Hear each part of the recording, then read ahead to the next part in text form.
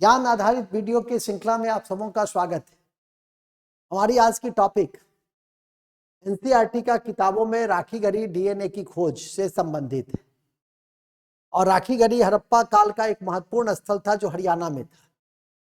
और इस पुरातात्विक स्थल पर पाए गए जो कंगाल अवशेष है, डीएनए विश्लेषण के निष्कर्षों को स्कूल के पाठ्यक्रम में जोड़ने का प्रस्ताव दिया गया है।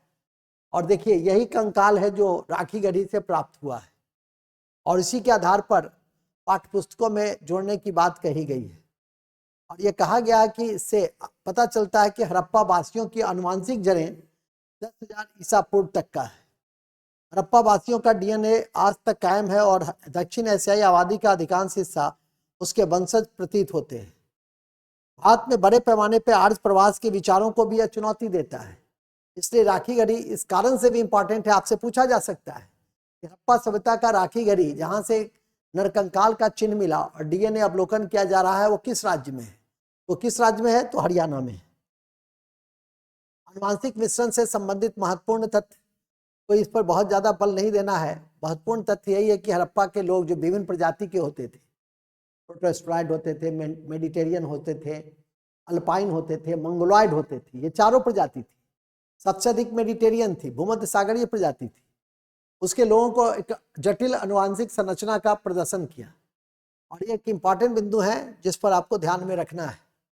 यह जो शोध है डेक्कन कॉलेज यूनिवर्सिटी पुणे के द्वारा centre for cellular and CCMB Hyderabad एवं हार्वर्ड मेडिकल कॉलेज के सहयोग से इसका अन्वेषण किया गया है।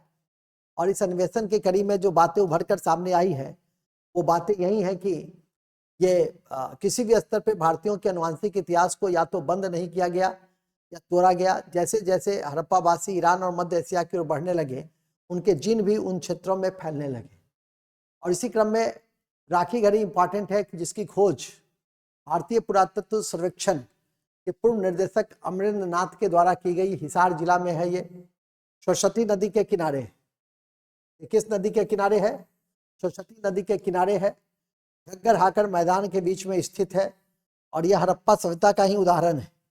इन बातों को ध्यान में रखेंगे। यहाँ एक बड़ी कब्रगाह मिली और यह कब्रगाह में मानव जाल के साथ साथ जानवरों के भी जाल प्राप्त हुए हैं।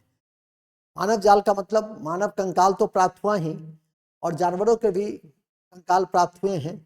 और इसी क्रम में हम इसे देख सकते हैं। राखीगढ़ी किस नदी के मैदान में स्थित है? राखीगढ़ी घग्गर और हाकरा ये मैदान में स्थित है। इसका सही विकल्प क्या होगा? ये होगा।